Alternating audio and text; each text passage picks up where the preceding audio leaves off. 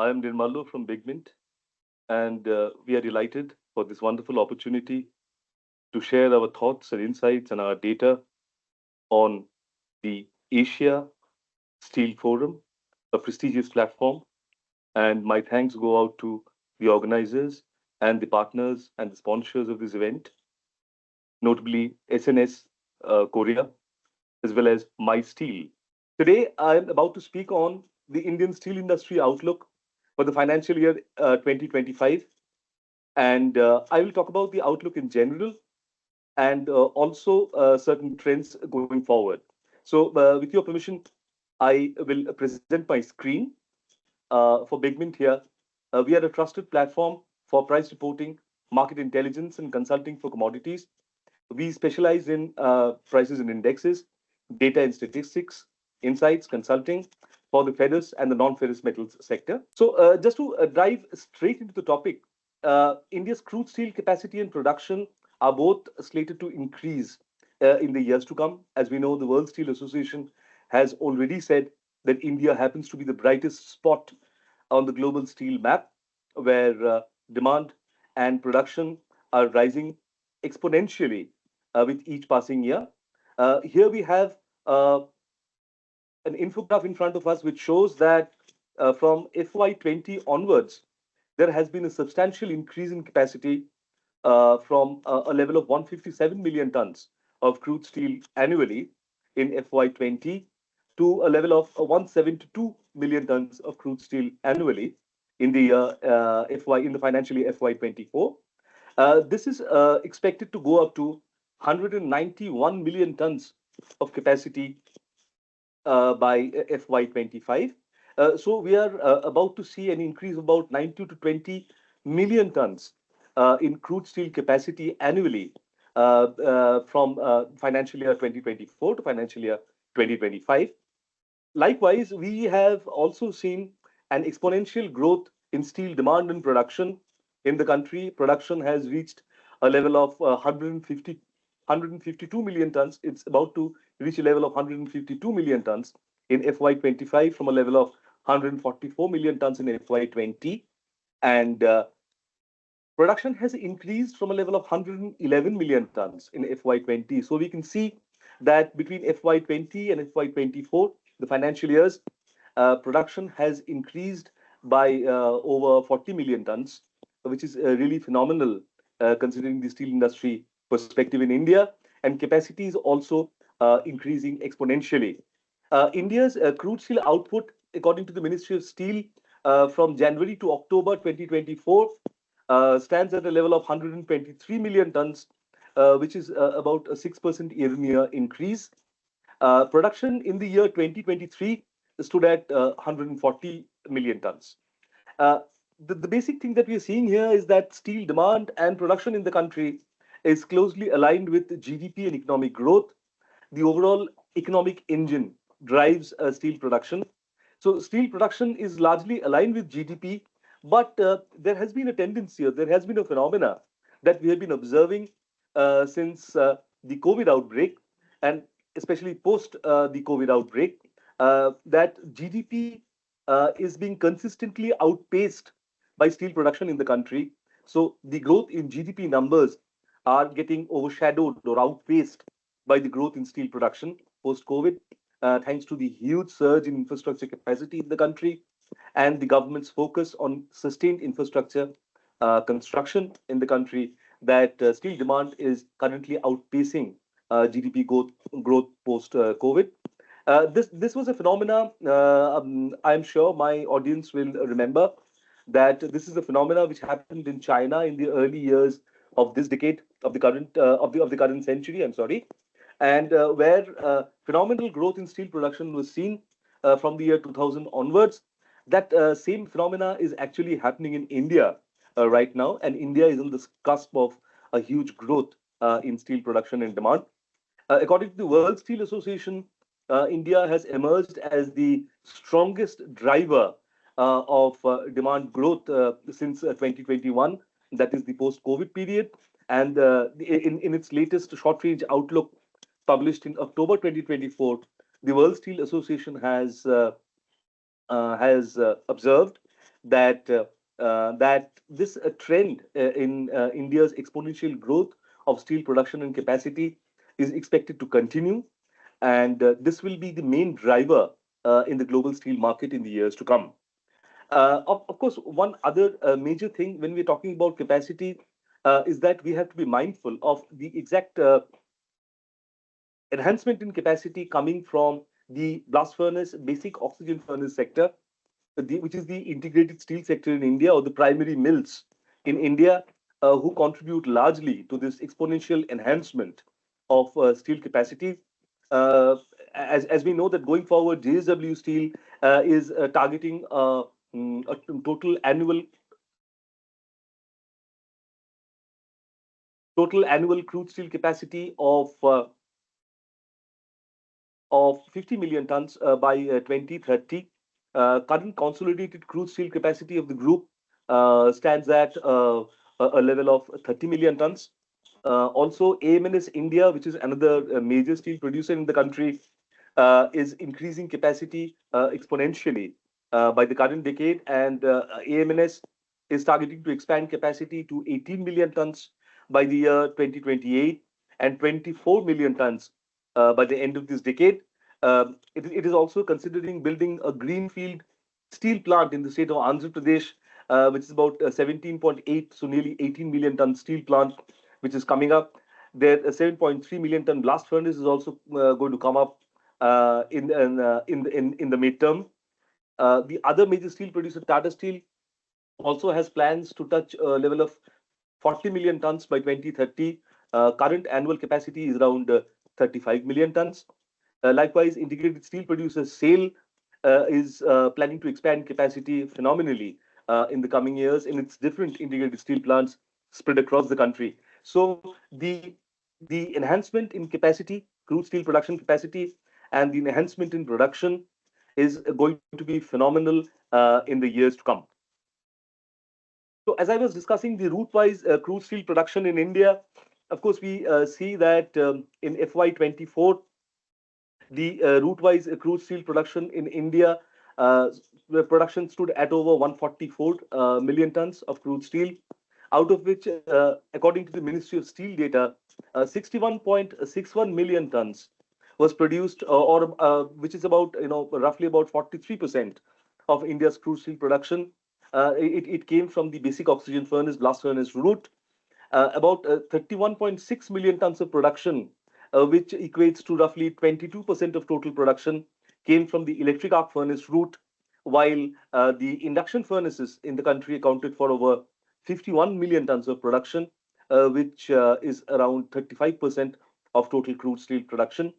There has been a phenomenal rise in production over the years, thanks to expansion in production of the integrated or the primary producers, basically based on the blast furnace, basic oxygen furnace route, as well as the induction furnace based, electric arc furnace based steel producers. So the share of the induction furnace based steel, crude steel in the country currently stands at, as I just said, around 35% of total crude steel produced in the country. This is going to increase marginally in FY25 compared with FY24, given the substantial expansions that are happening in the sector and substantial investments that have been pumped into the sector. Also, but going forward from FY25 onwards, we Bigmin projects that the blast furnace, basic oxygen furnace route in the country is going to account for total steel production of around 55% by the year FY30, compared to around 44-45% at present. While the electric arc furnace steel production is also going to increase marginally because of the heavy investments that are flowing into electric arc furnaces by some of the integrated steel producers in the country, for example, Tata Steel. And due to sustainability reasons, of course, the primary steel producers are pumping in so much of investments into electric arc furnace steel building capacity. Likewise, we are about to see, although in the short to midterm, the induction furnace steel sector exhibits a picture of robust growth. But going forward, because of sustainability reasons And of course, because of its heavy reliance on coal-based direct reduced iron, which in India we call sponge iron, which is quite emissions intensive. We forecast that the going forward from FY25 to FY30, the share of the induction furnace route in crude steel production will gradually decline, and the share of electric arc furnace based production, which will be mainly based on ferrous scrap as well as a bit of other metallics, for example, direct reduced iron, or for example, pig iron, will gradually increase compared with induction furnaces. So this is the outlook going forward as well as far as route-wise production of crude steel in India is concerned. Now, this is moving on to the next slide. This is a very interesting slide which shows, which kind of gives a holistic picture of the industry. So we will be able to understand that going forward, what will be the raw material needs of the industry and where will the industry get it from. Of course, the other contentious issues relating to steel exports and imports by India and global trade. So there are many points to ponder on this slide. First of all, on the on the left hand side, we have the FY24 figures, and on the right hand side, we have the FY24 25 figures, which are the forecasted figures. So let's focus on the FY25 24 figures first. Coking coal imports, of course, when we are talking about coking coal here, we are talking about only coking coal from the premium hard coking coal variety or mid and soft hard coking coal variety. We are excluding metallurgical other types of metallurgical coal, for example, pulverized coal, injection coal, and others. So I believe the total coking coal, we believe our data shows that total coking coal imports, and as we know that India is a predominantly, in fact, it's the biggest seaborne importer of coking coal in the world. So last year, coking coal imports stood at around 57 million tons. This is excluding, as I said, other forms of metallurgical coal, for example, PCI. This is going to increase by around 4% to over 60 million tons in FY25. Steel consumption, of course, steel consumption is a big thing, and we know that in India, the government has targeted steel consumption to reach a level of 240 million tons by 2030. Steel consumption in 2024, of course, stood at a level of over 130, 135 million tons. Sorry, it stood at the exact figure is 136 million tons. This is expected to increase 7% to 145 million tons in FY25. The main steel consuming sectors in India, of course, the construction and the infrastructure sector. So the construction sector roughly comprises around 45% of total, around 43 to 45% construction in buildings of total steel demand in India. And the infrastructure sector also accounts for around 23% of total steel demand, which makes up for around 60, 65, 66% of total steel demand in the country. In the recent budget, the government also has given a clear framework for infrastructure development in the country. In fact, the infrastructure pipeline in the country, the investments in infrastructure in the country are exceeding 111 lakh crore in Indian currency, so which is a substantial amount. And the infrastructure building is happening like never before.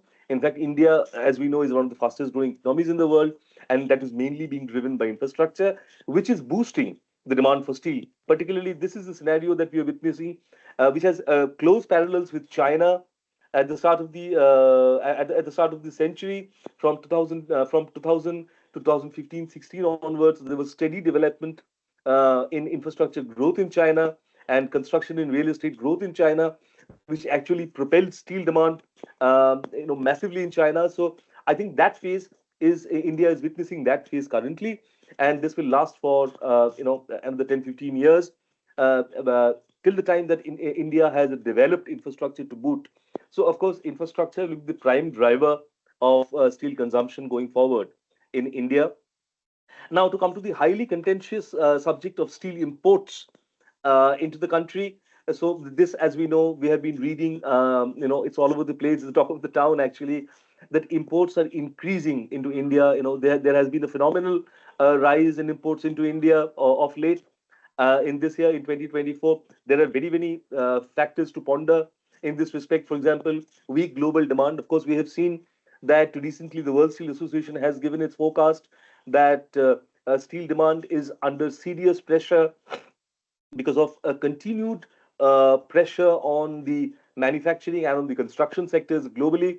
Of course, China is a major factor because we have seen that the ongoing downtrend in the Chinese steel sector is expected to dominate steel demand in China, which should, according to the World Steel Association, it should result in a 3% decline in Chinese steel demand in 2024.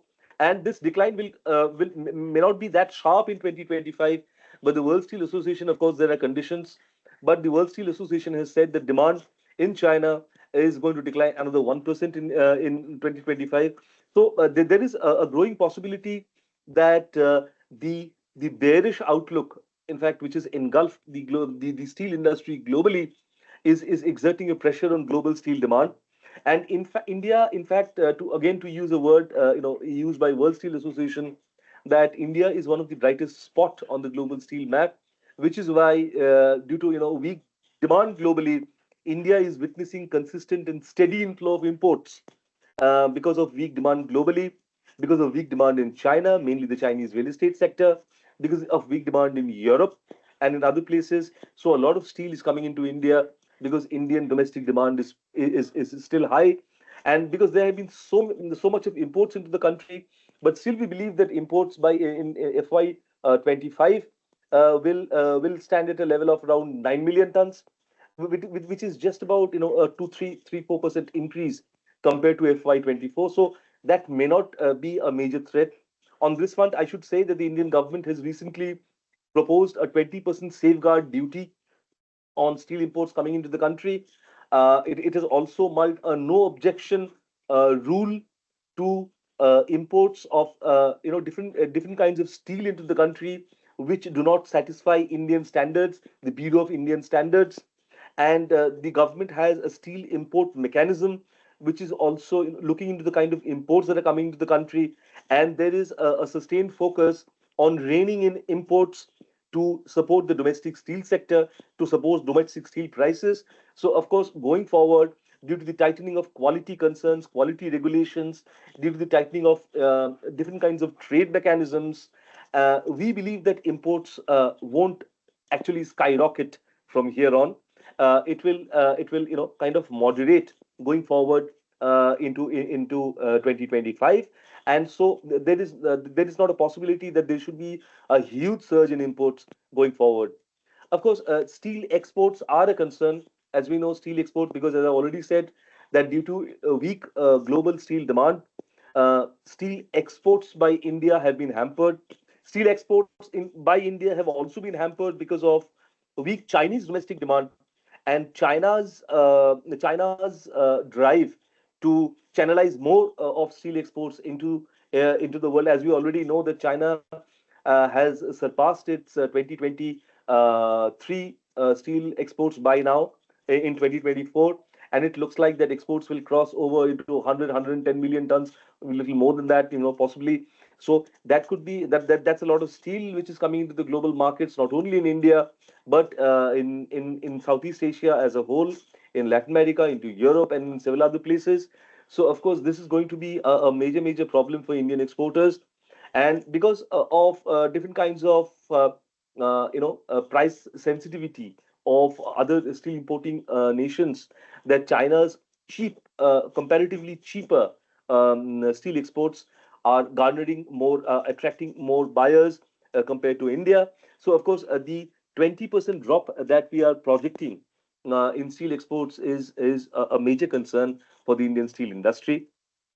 Iron ore production and consumption has been quite consistent. So we are expecting that iron ore consumption in FY24 was at the level of around 236 million tons. It's going to increase to 255 million tons going forward. This is because, as I've already said, the expansion in capacity, the expansion in iron making capacity through the virgin iron ore route, and also the expansion in DRI production capacity in the country, the expansion in pellet production capacity of the country, which is going to support the phenomenal surge in iron ore production and consumption. So iron ore consumption should reach a level of 255 million tons in FY25. While at the same time, there has been a lot of discussion on the iron ore exports that India actually do. and the also clubbed with it exports of pellets to other countries. Of course, combined with iron ore pellet exports from India, were at a level of about less than 45 million tons last year. But what we really believe is that this year they're going to fall even further, because the government has mandated that the domestic users, the domestic consumers, should be given first preference when it comes to domestic raw materials. And from time to time, we had seen previously the government had imposed export restrictions, had imposed a duty, a 30% duty, 50% duty on iron ore exports, a 30% duty on pellet exports, which were gradually rescinded, of course, in 2022.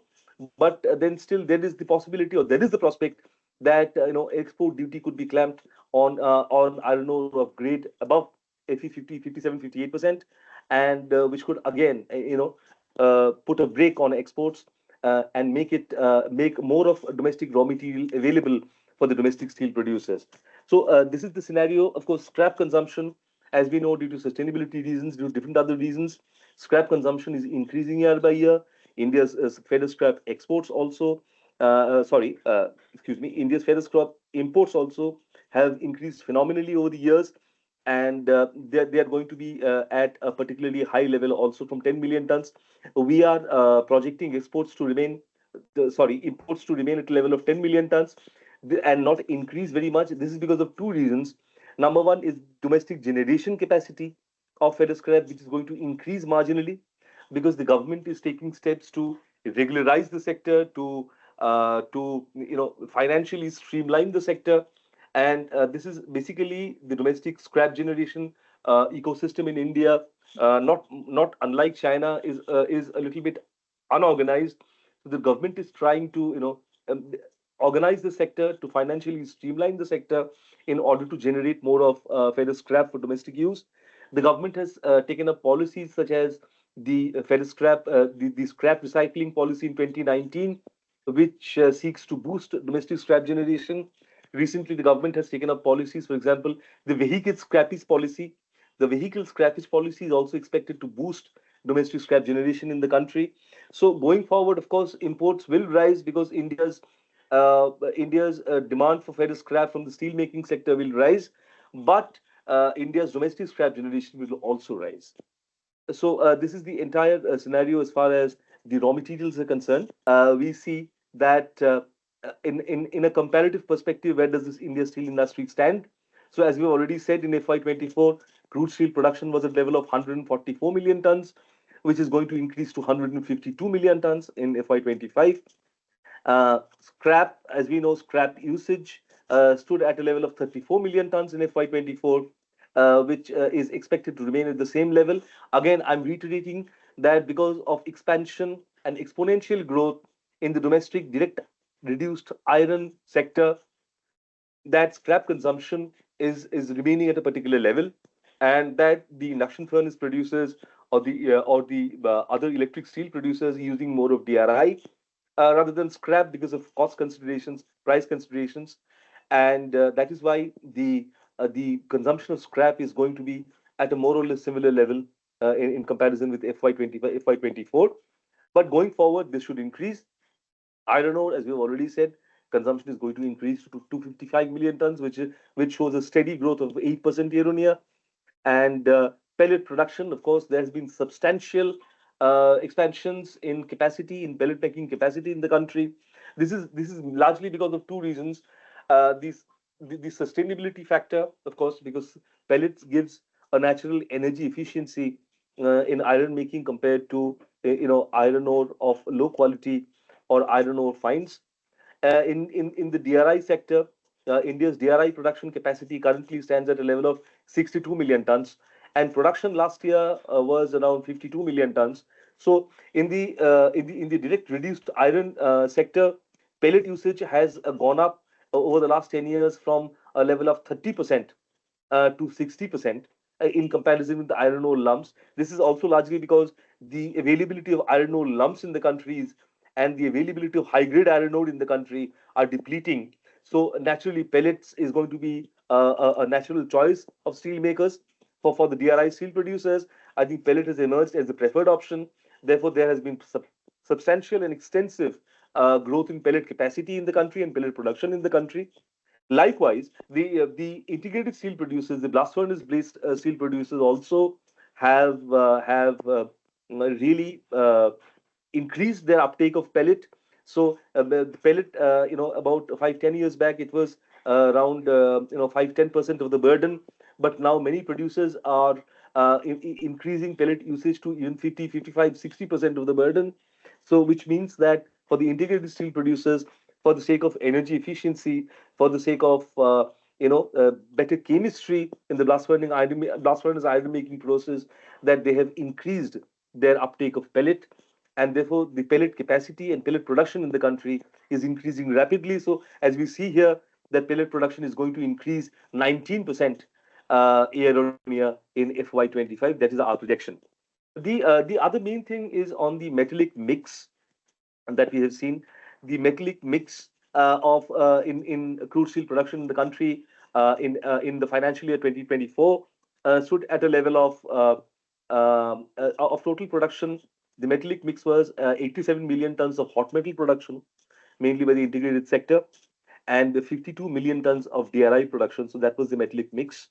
Going forward, we see, as we have already suggested, as we've already observed in the previous slides, that India is targeting crude steel expansion to 300 million tons of total annual capacity by the year 2030.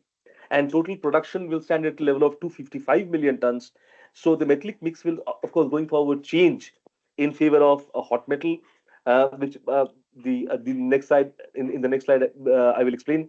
So the hot metal production actually in FY25 is slated to go up to 8% year on year to 94 million tons, while DRI production will also increase by 2 million tons year on year to 54 million tons. Coming to my last slide now, as we can see in FY24, there has been the crude steel production stood at 144 million tons, sharply higher than FY23. And this is going to reach a level of, as I've already said, 152 million tons, which is our forecast for FY25. Total hot metal production, as I've just said in the last slide, is going to increase to 94 million tons from 87 million tons in FY24. DRI production also, I have touched upon this. It is going to increase to 54 million tons, and by 2030, DRI production is expected to reach a level of 65 million tons. That is Big Ben's forecast. Of course, scrap usage, another very interesting point. So this will be at a level of 33 million tons in FY24, FY25, but is expected to increase to a level of 45 million tons by 2030.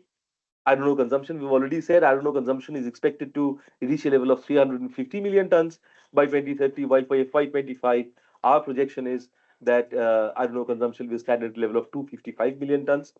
And of course, pellet production and consumption are expected to rise, as we've already said. So there is a growing possibility, of course, going forward in FY25. The major headwinds in the sector are protectionist trade policies and the tariff and trade wars that are going, especially after the US presidential elections, and the kind of restrictive trade policies that are being adopted globally will of course be a major impact on the sector. There has been an inflationary environment globally, which has weighed on the manufacturing and the construction sectors.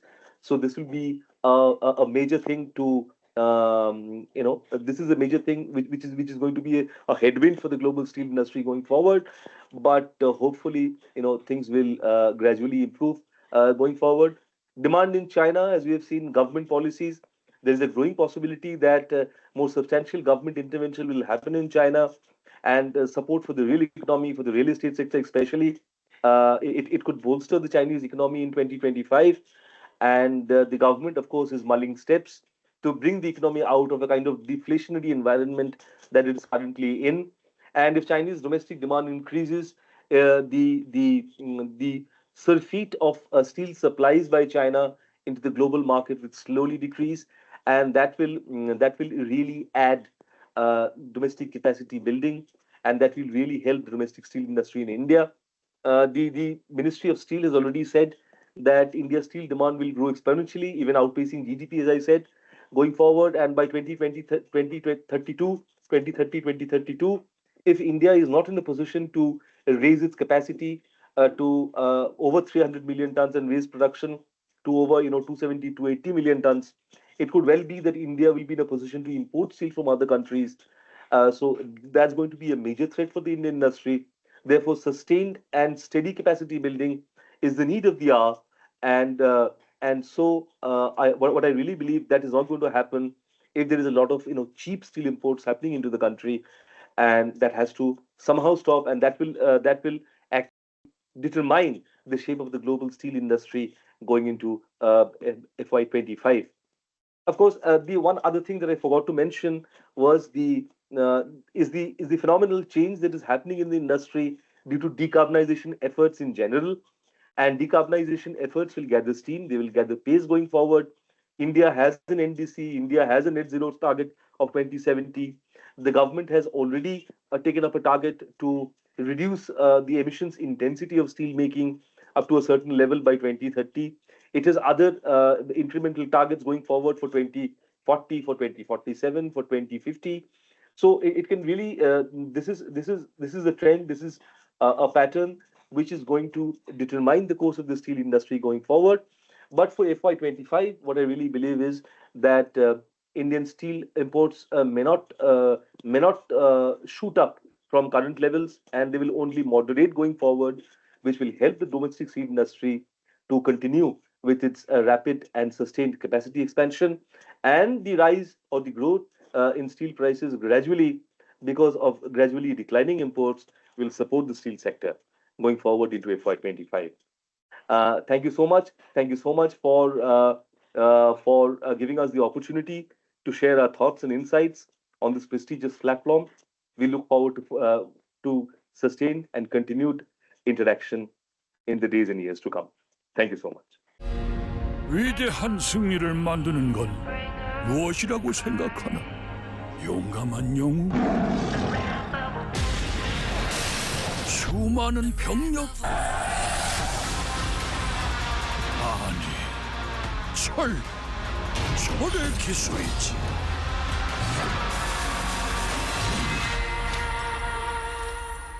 철에는 판타지가 있다. 포스코.